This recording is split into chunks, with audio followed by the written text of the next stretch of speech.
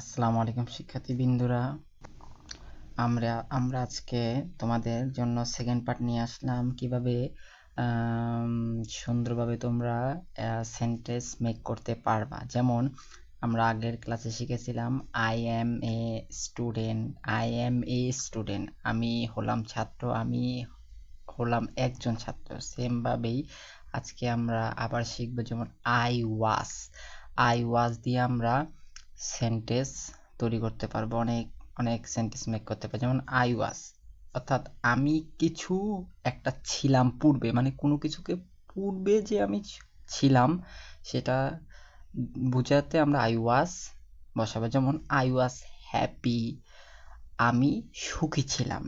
I was sad, আমি দুঃখী ছিলাম। আই ওয়াজ হেলদি, আমি সুস্থ ছিলাম। দেখো, আই ওয়াজ আমরা সিক, আমি অসুস্থ ছিলাম। তারপর দেখো, আই ওয়াজ আমরা হ্যাপি, আমি সুখী ছিলাম। এখন আমরা এ অ্যাড করলাম, এ দিয়ে আমরা বুঝাই একজনকে। যেমন আই ওয়াজ এ টিচার, আমি একজন শিক্ষক ছিলাম। আই ওয়াজ এ ডক্টর, আমি একজন ডাক্তার ছিলাম। আই ওয়াজ এ স্টুডেন্ট, আমি একজন ছাত্র ছিলাম। আই ওয়াজ এ সিঙ্গার, আমি একজন গায়ক ছিলাম। তাহলে আই ওয়াজ দিয়ে আমরা অনেক সেন্টেন্স মেক করতে পারবো। আমরা এরপরে এই যে সেন্টেন্স মেক দিয়ে আমরা একটা গল্প তৈরি করব, এবং সেই গল্পটা যেন পড়ে বুঝতে পারি এবং শুনে বুঝতে পারি, তাহলে আমাদের এই সেন্টেন্সগুলো শেখার সফলতা আসবে। এরপর দেখো আমরা শিখি আই উইল বি। যেমন আই ওয়াজ মানে আমরা কিছু একটা ছিলাম পূর্বে, আর আই উইল বি মানে আমি কিছু একটা হব ভবিষ্যতে। যেমন আই উইল বি হ্যাপি, আমি সুখী হব। ধরো আমি এখন খুব কষ্টে বা দুঃখে দুঃখে আছি, বাট আমি একদিন সুখী হব। তারপর আই উইল বি স্যাড, আমি দুঃখী হব। তো আমি ধরো এখন সুখে সুখে আছি, ভালো আছি, একদিন দুঃখী হতে পারি। এরকম আই উইল বি অর্থাৎ আমি হব, আর স্যাড অর্থাৎ দুঃখী। আই উইল বি হেলদি, আমি সুস্থ হব। আমি এখন অসুস্থ আছি, ধরো যেমন আমার একটু ঠান্ডা লেগেছে, তো আমি সুস্থতা কামনা করছি। তো এই সেন্টেন্সটা আমরা মেক করতে পারি আই উইল বি হেলদি, আমি সুস্থ হব। আর ডাক্তার আমাকে বলতে পারে যে আমাকে ইউ উইল বি হেলদি, তুমি সুস্থ হবা। তো আই উইল বি সিক, আমি অসুস্থ হব। এরপর দেখো I will B a teacher, তাহলে এ লাগানোর কারণে একজন আমরা বলবো I will B a teacher, আমি একজন শিক্ষক হব। আর যদি এ না থাকতো তাহলে আমরা বলতাম আই উইল বি টিচার, আমি শিক্ষক হব। আর এ উচ্চারণ করলে আমরা বলবো একজন শিক্ষক হব। I will B a doctor, আমি একজন ডাক্তার হব।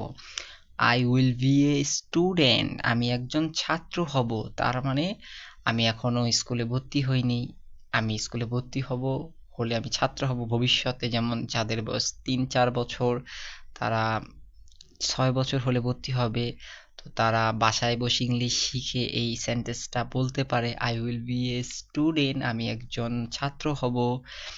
I will B a singer, আমি একজন গায়ক হব।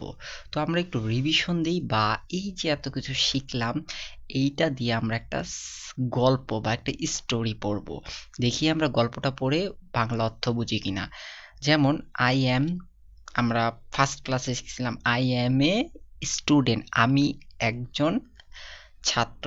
আই এম এ স্টুডেন্ট, আমি হলাম ছাত্র। আর আই এম এ স্টুডেন্ট, আমি হলাম একজন ছাত্র। আই ওয়াজ অর্থাৎ আমি কিছু আম, ছিলাম। আর আই উইল বি মানে আমি কিছু হব। যেমন আই এম সাকিব, আমি হলাম Sakib.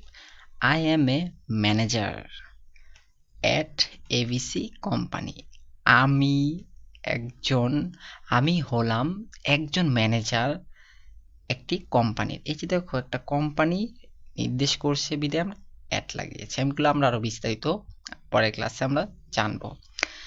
I was a student, দেখো আই ওয়াজ মানে কি, আমি আই ওয়াজ বলেছিলাম আই ওয়াজ মানে ছিলাম, যেমন আই ওয়াজ এ স্টুডেন্ট, আমি ছিলাম একজন ছাত্র।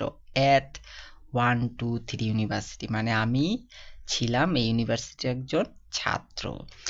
I will B a businessman, দেখো আই উইল বি মানে আমি হব, এ বিজনেসম্যান একজন ব্যবসায়ী, নেক্সট ইয়ার মানে পরের বছর আমি একজন ব্যবসায়ী হব পরের বছর। দেখো আমরা খুব সহজেই ইংলিশ পড়ে এর অর্থ বুঝতেছি।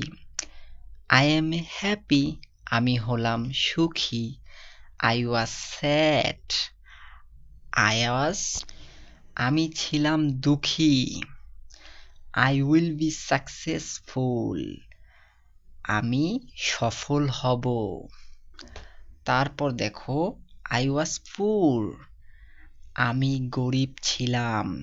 আই এম রিচ নাও, আমি হলাম এখন ধনী। আই উইল বি রিচার, আমি আরো ধনী হব।